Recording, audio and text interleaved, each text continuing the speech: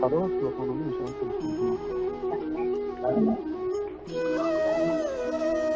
ఓం జ్ఞాన సింగరాజన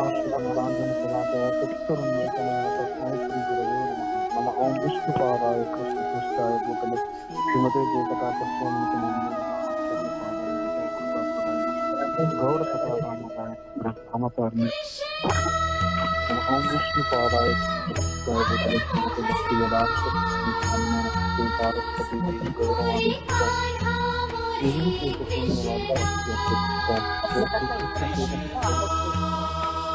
ద్వైత పదార్థ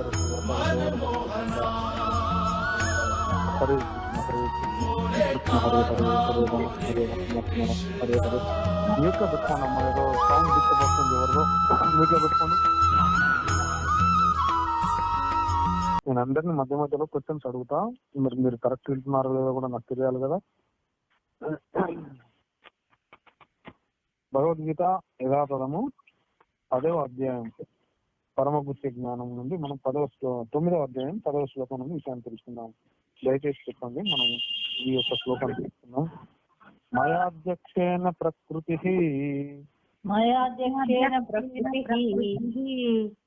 మయాధ్యక్షేణ ప్రకృతి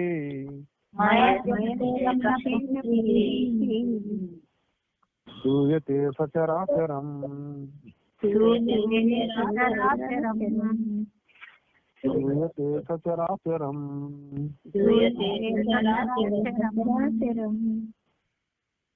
హేతునానేన కౌంతేయ హేతునానేన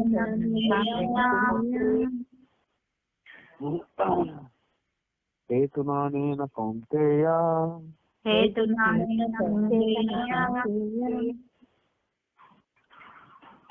జగద్విపరివర్తతే మయాధ్యక్షేణ ప్రకృతి శ్రూయతే సచరాచరం హేతునానేన కౌంతేయ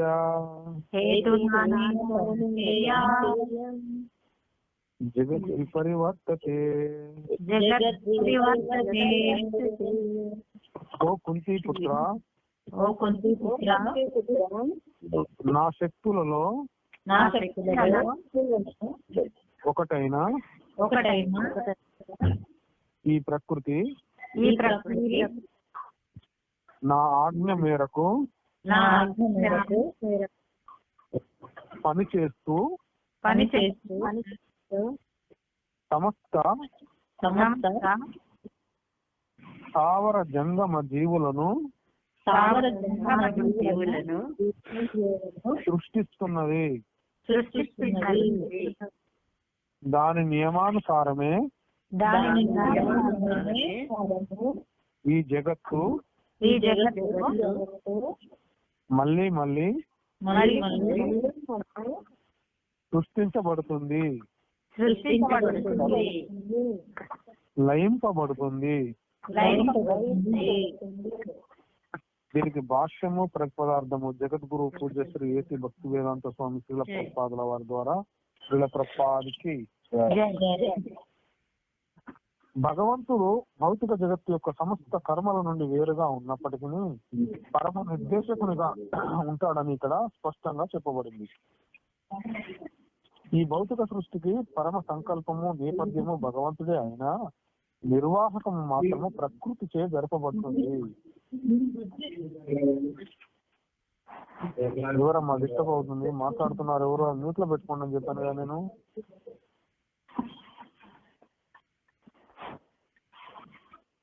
వివిధ రూపాలలో జాతులలో ఉన్నట్టి సమస్త జీవులకు నేనే తండ్రిని అని శ్రీకృష్ణుడు కూడా భగవద్గీతలో అన్నాడు. సంతానం కొరకు తండ్రి తల్లి గర్భంలో బీజ ప్రదానం చేస్తాడు. అదే విధంగా భగవానుడు కేవలము తన చూపు ద్వారా సమస్త జీవులను ప్రకృతి గర్భంలో నిలుపుతాడు. అప్పుడు తమ పూర్వ కోరికలు కర్మల ప్రకారము వారు వివిధ రూపాలలో జాతులలో బయటకు వస్తారు. ఈ జీవులందరూ దేవదేవుని చూపు ద్వారానే జన్మించినప్పటికీ తమ పాత కర్మలో కోరికలను అనుసరించే వివిధ దేహాలను స్వీకరిస్తారు. అంటే భగవంతుడు ఈ భౌతిక సృష్టితో ప్రత్యక్షంగా అనురక్తుడై లేడు, కేవలము ప్రకృతిపై చూపును నిలుపుతాడు. ఆ విధంగా ప్రకృతి సుగుతమై సమస్తము వెంటనే సృష్టించబడుతుంది. భగవానుడు ప్రకృతిపై దృష్టిని సారించే కారణంగా అతని పక్షాన నిస్సందేహంగా కార్యం జరుగుతోంది. అయినా భౌతిక జగత్తు సృష్టితో అతనికి ప్రత్యక్షంగా ఎటువంటి సంబంధం లేదు. స్మృతిలో ఈ ఉదాహరణము దీనికి ఇవ్వబడుతుంది. ఎవరైనా వ్యక్తి ముందు ఒక సుగంధ పుష్పం ఉన్నప్పుడు అతని జ్ఞానశక్తి సుగంధాన్ని తాకుతుంది. అయినా జ్ఞానశక్తి పుష్పము ఒకదాని నుండి ఒకటి విడివడే ఉంటాయి. భౌతిక జగత్తుకు భగవంతునికి ఇటువంటి సంబంధమే ఉంటుంది. నిజానికి ఈ భౌతిక జగత్తుతో అతనికి ఎటువంటి సంబంధము లేదు, కానీ తన చూపుచే అతడు దాన్ని సృష్టించి నియమిస్తాడు. సారాంశం ఏంటంటే దేవాది దేవుని అధ్యక్షత లేనిదే ప్రకృతి ఏదీ చేయలేదు. అయినా భగవంతుడు సమస్త భౌతిక కలాపాల నుండి విడివడి ఉంటాడు. ఎవరో మ్యూట్ లో పెట్టుకోలేదు. మ్యూట్ లో పెట్టడం వల్ల డిస్కనెక్ట్ కాండి, డిస్టర్బెన్స్ వస్తుంది మొత్తం.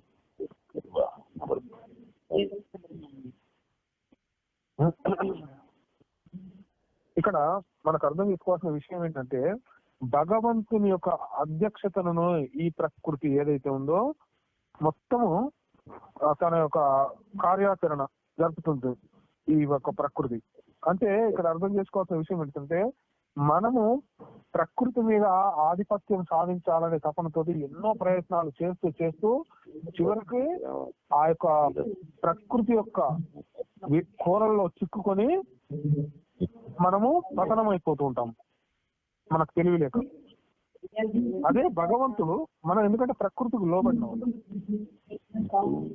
ఎవరిదో డిస్టర్బెన్స్ వస్తుంది చూసుకోండి. నేను ప్రతిసారి చెప్పలేను కదా.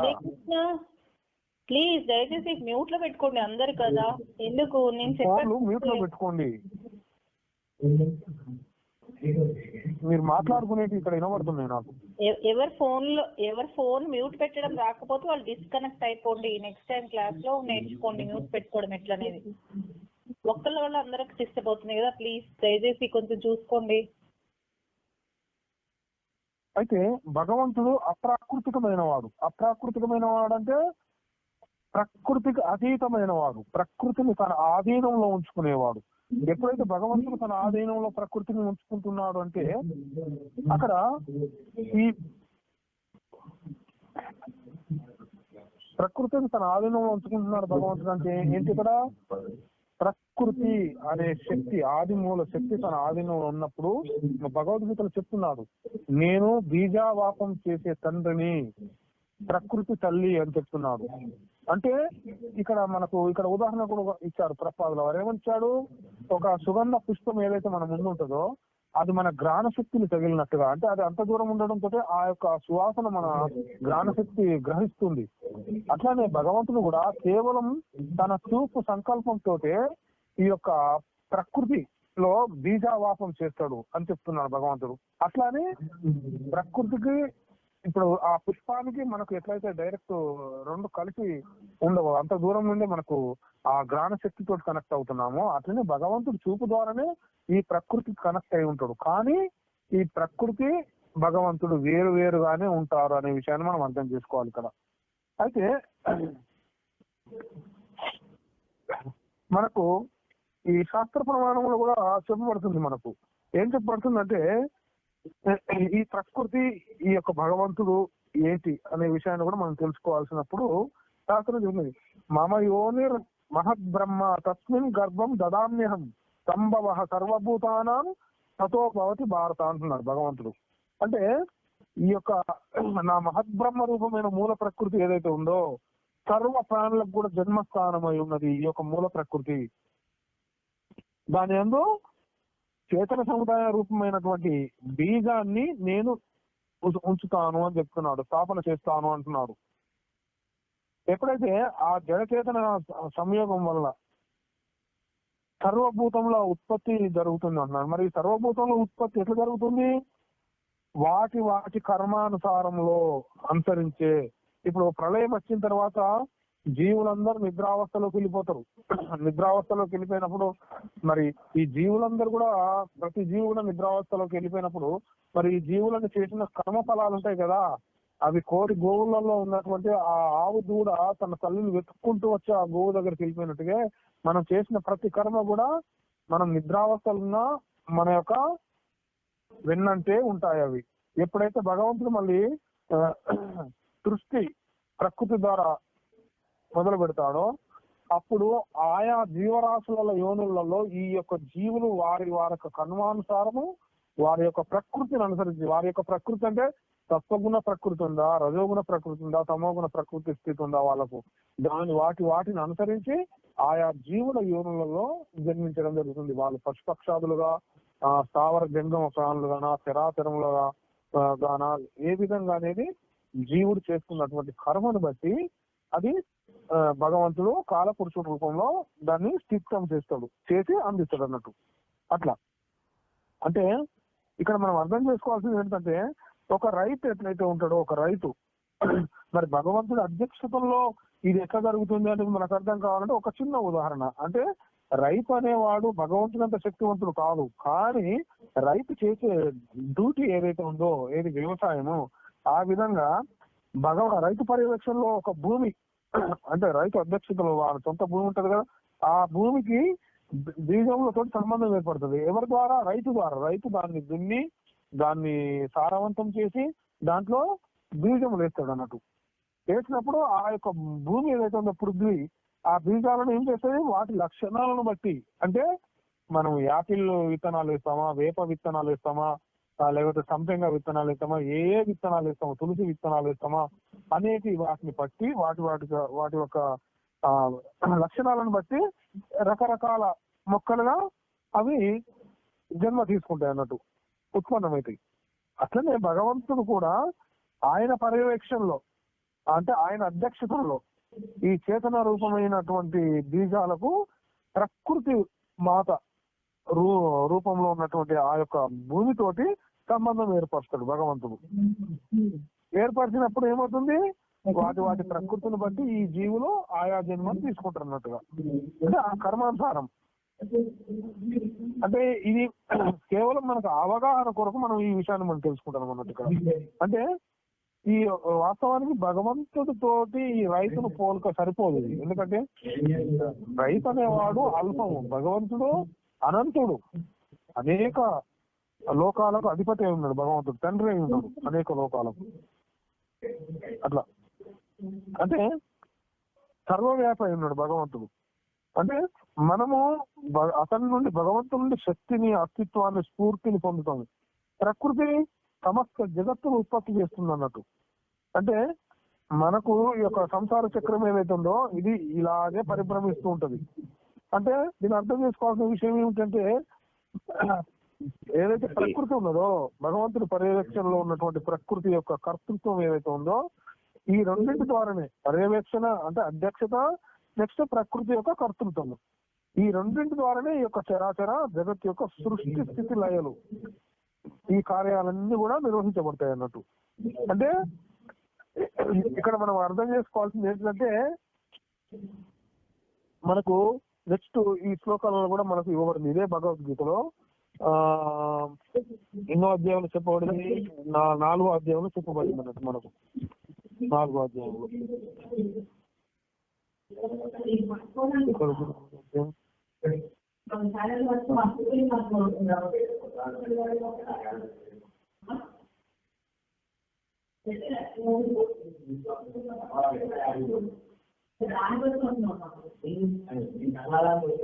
చాతుర్వర్ణం మయా సృష్టం గుణకర్మ విభాగశః తస్య కర్తారమస్మాన్ కర్తారమవ్యయం అని చెప్తున్నారు. అంటే ప్రకృతి త్రిగుణాలు. ఆ ఫోన్ ఎవరో డిస్కనెక్ట్ చేయండి అమ్మా. చూసుకోండి, కలిపాం కదా, ఎవరనేది అర్థం కావట్లేదు. వాళ్ళు మ్యూట్ లో పెట్టుకోమని చెప్పండి, వాళ్ళను మ్యూట్ లో. మాటలు వినపడుతున్నాయి వాళ్ళని. ప్రతిసారి మధ్యలో నేను చెప్పానండి ఇట్లా మీకు. భావన మాట చెప్పింది, ధన మాట ఇద్దరు చెప్పారు మ్యూట్ లో పెట్టుకోండి అని. వాళ్ళకి తెలియకపోతే నేర్పించండి, మరి ఏం చేసినట్టు. సరే, భగవంతుడు చేత ఈ యొక్క 4 వర్ణాలు భగవంతుడు చేతనే క్రియేట్ చేయబడ్డాయని చెప్తున్నాడు భగవంతుడు. అంటే భగవంతుడే ఈ యొక్క విధానానికి సృష్టికర్త అయినా కూడా భగవంతుడు మార్పులు ఉండని వాడు కాబట్టి అకర్తగానే మనము తెలుసుకోవాలి అని చెప్తున్నాడు భగవంతుడు. అంటే ఈ యొక్క కర్మలన్నీ కూడా తన అధ్యక్షతలో, తన పర్యవేక్షణలో, తన ప్రతినిధుల ద్వారా జరిపిస్తూ ఉంటాడు భగవంతుడు ఎప్పుడైనా. ఈ విధంగా జరిపించడం అనేది ఏదైతే ఉన్నదో దాన్ని మనం కరెక్ట్ అర్థం చేసుకోవాలి.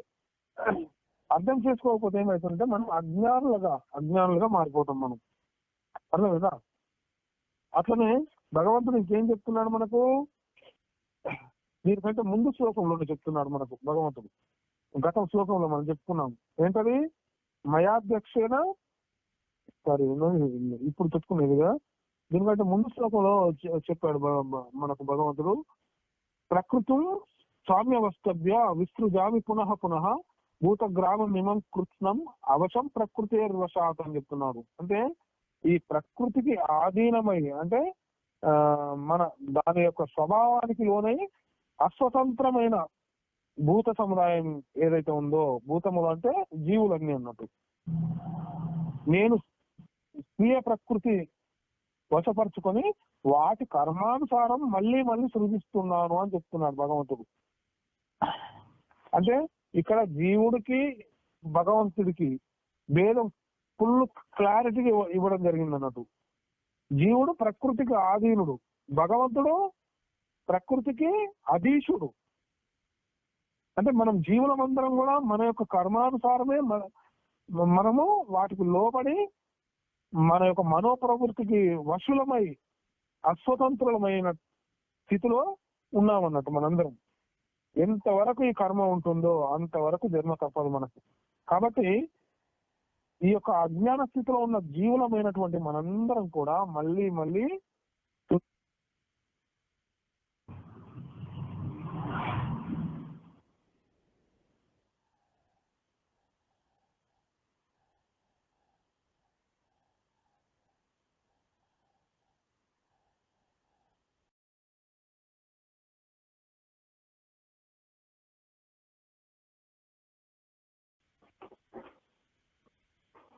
భగవంతుడు ఏం చెప్తున్నాడు మనం ఇక్కడ, జన్మ కర్మచమే దివ్యమేవం యోవేత్తి తత్వతః సత్తా దేహం పునర్జన్మ నైతి మావేత్తి స్వర్జన అని చెప్తున్నాడు. నా జన్మ కానీ, నా అవతారాలు కానీ, నా కర్మలు కానీ, నా లీలలు కానీ ఇవన్నీ కూడా దివ్యమైనవి. ఇవన్నిటిని కూడా తెలుసుకోవడం వల్ల నీ దేహత్యాగం తర్వాత నీకు పునర్జన్మ లేకుండా భగవద్ధామానికి నా లోకానికి వస్తావని చెప్తున్నాడు భగవంతుడు. అయితే ఇక్కడ మనం తెలుసుకోవాల్సిన విషయం ఏంటంటే, ఇంత మనకు భగవంతుడు రకరకాల అవకాశాలు మనకు కల్పించినా కూడా ఈ ప్రకృతి పరంగా మనం ఎన్నో కర్మల అనుసరించి ఈ యొక్క 84 లక్షల జీవజాతుల నుండి మనం జన్మలు తీసుకొని మళ్ళీ మనకు ఆ మానవ జన్మ అనే అవకాశాన్ని భగవంతుడు కల్పించినా కూడా మనం తెలుసుకోలేకపోతున్నాము. ఎట్లా తెలుసుకోలేకపోతున్నాం అంటే ఈ యొక్క భవబంధాలకు బంధితులమైపోయి మనం వీటిని తెలుసుకోలేకపోతున్నాము. ఎట్లా, జీర్యంతే జీర్యతః కేశాః దంతా జీర్యంతి జీర్యతః జీర్యతః చక్షుషి శ్రోత్రే తృష్ణైకా తరుణాయతే అని చెప్పబడుతుంది మనకు శాస్త్ర ప్రమాణం. అంటే మనకు వయసు పెరుగుతూ, అంటే రోజు రోజుకు వయసు పెరుగుతూనే ఉంటది. జుట్టు, పనులు అవి వాటి యొక్క శక్తిని కోల్పోయి రాలిపోయే స్థితికి వచ్చేస్తూనే ఉంటాయి. కళ్ళు, చెవులు పనిచేసే స్థితిలోకి రావు, ఎందుకంటే వాటి పని చేయడం అనేది తగ్గిపోతుంది. కానీ ఒకటి మాత్రం నిత్యము బలపడుతూ ఉంటది. ఏమిటంటే అది ఆశ. తృష్ణైక తరుణాయతే అని చెప్పబడుతుంది. అంటే ఈ ఆశ మాత్రం అంతకంతకు గట్టిపడుతూనే ఉంటది కదా జీవుడికి అని చెప్తుంది శాస్త్రం మనకు. మరి దీని నుండి మనం ఏం చేయాలి, ఎట్లా తప్పించుకోవాలి? భగవంతుని యందు మన భావనను కనెక్ట్ చేసి పెట్టాలి. భగవంతుని యందు భావనను కనెక్ట్ చేయడం అంటే శాస్త్రం చెప్తుంది మనకు, నా దేవో విద్యతే కాస్తే నా పాషానే మృన్మయే శాస్త్రం చెప్తుంది మనకు. అంటే ఇక్కడ కొయ్యలో గాని, రాత్రిలో గాని, మట్టిలో గాని దేవుడు లేడు. భావేతు విద్యతే దేవ తస్మాత్ భావో హి కారణం అని చెప్తుంది శాస్త్రం, వేద ప్రమాణం మనకు. అంటే నీ భావం ఏదైతే ఉందో ఆ భావం నందే దైవం అనేవాడు ఉన్నాడు, భగవంతుడు. దానికి భావనే పరమ కారణమై ఉన్నది. మనం ఎంత చేసినా గొప్పగా లేకపోతే డాంబికంగా చేసినా, భగవంతుని మందిరానికి పోయి ఆ తోరణాలు బంగారు తోరణాలు చేపించినా సరే, నిత్యము 1000 ప్రదక్షిణలు చేసినా సరే, నిత్యము భగవంతుడికి 1000 దీపాలు పెట్టినా సరే, నిత్యం భగవంతుడికి ఎన్నో లక్షలు ఖర్చు పెట్టి ఖరీదైన పూజలు చేసినా కానీ అది శ్రమ ఏవై కేవలం అవుతుంది. ఎప్పుడవుతుంది? తస్మాత్ భావోహి కారణం.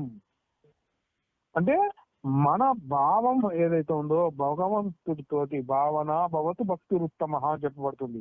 ఈ భావన భగవంతుడితోటి కనెక్ట్ అయ్యి లేకపోతే మనం ఎంత చేసినా అది శ్రమ ఏవహి కేవలం బూడిదలో పోసిన పన్నీరే అవుతుంది అనే విషయాన్ని మనం తెలుసుకోవాలి కదా. ఇది ఈ శ్లోకం యొక్క అంతరార్థం. ఈరోజు కొన్ని సందేహాలున్నాయి. అందరూ నా మ్యూట్ నుండి బయటికి రండి.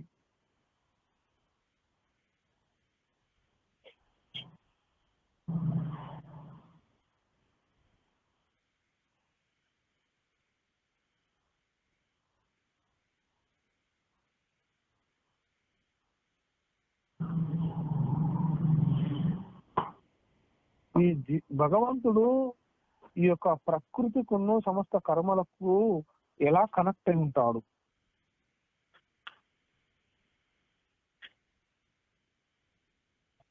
ప్రశ్న.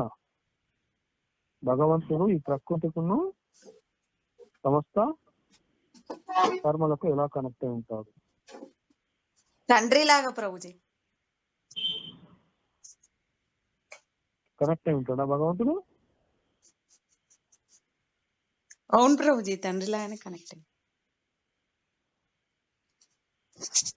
కర్మల నుండి వేరుగా ఉంటాడు కదా భగవంతుడు. ఇక్కడే చెప్తున్నాడు వేరు వేరు అని చెప్పింది కదా. ప్రకృతి సమస్త జీవ జాతులన్నిటికి కూడా బీజావాపం చేసిన తండ్రిని నేను అంటున్నాడు. నేను అడిగింది ఏంటిది? ఈ కర్మల కనెక్షన్ నేను అడిగింది. కర్మల కనెక్షన్ నేను అడిగింది. ప్రకృతి వేరు భగవంతుడు వేరు అని చెప్పారు కదా ప్రభు. అవును. ఈ కర్మలకు ఉన్న కనెక్షన్ ఏంటి కదా అడిగిన నేను. అవునా ప్రభు? కదా. అవును ప్రభు. క్వశ్చన్ సరిగ్గా అర్థం చేసుకోలే ప్రభు. మరి ఈ యొక్క జీవులందరినీ ప్రకృతి గర్భంలో ఎలా నిలుపుతాడు భగవంతుడు? ఎట్లయితే రైతు వ్యవసాయం చేయడానికి కోసమని భూమిని తవ్వి గింజలు నాటి వాటిని ఎట్లా క్రియేట్ చేస్తూ ఉంటాడో అట్లనే భగవంతుడు కూడా సృష్టి ఆ విధంగానే మన కర్మానుసారం చైతన్య రూపాలను తీసుకెళ్ళి క్రియేట్ చేస్తాయి. చెప్పండి. ఇదే ప్రశ్న సమాధానం చెప్పండి. భగవంతుడు చూపు ద్వారా కూడా అంత సృష్టించబడుతుంది కదా ప్రభు. చేతన శక్తితో వారిలో కర్మలను బట్టి, హరే కృష్ణ, చేతన శక్తితో వారి కర్మలను బట్టి వారి జన్మలను ఇస్తుంటారు. మరి భగవంతుడు ఈ భౌతిక సృష్టితోటి ప్రత్యక్షంగా అనురక్తుడై ఉన్నాడా, పరోక్షంగా అనురక్తుడై ఉన్నాడా? క్వశ్చన్ మళ్ళీ ఒకసారి అడగండి. భగవంతుడు ఈ భౌతిక సృష్టితోటి ప్రత్యక్షంగా అనురక్తుడై ఉన్నాడా, పరోక్షంగా అనురక్తుడై ఉన్నాడా? పరోక్షంగానే. అంటే భగవంతుడి శక్తితోటి అంత నడిపిస్తా ఉంటాడు కదా ప్రభుజీ. భగవంతుడు అక్కడ ఉండాల్సిన అవసరం లేదు కాబట్టి పరోక్షంగానే ఉంటాడు.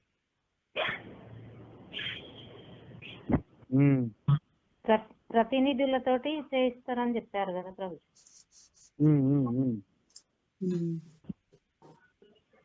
దేవతా గణం అంతా కూడా భగవంతుడి ప్రతినిధులే కదా. వారి వారిని వారి డ్యూటీలలో నియమిస్తాడు భగవంతుడు ఎప్పుడైనా.